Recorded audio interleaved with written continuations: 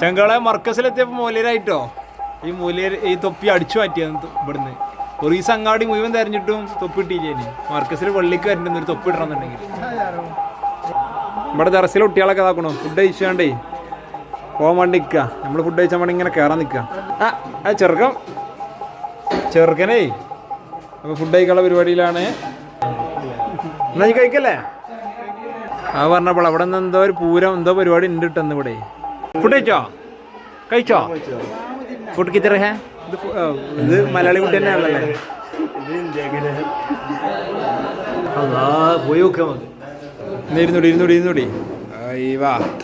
നല്ല ഫ്രൈഡ് റൈസും ഇതെന്ത് കറിയാ എന്തോ ഒരു കറി ചേച്ചി നമുക്ക് എന്താ വെറുതെ വിട്ടോക്ക് സ്പെഷ്യലാന്നാ പറഞ്ഞ ഇവിടുത്തെ കഴിച്ചോക്ക പൊളി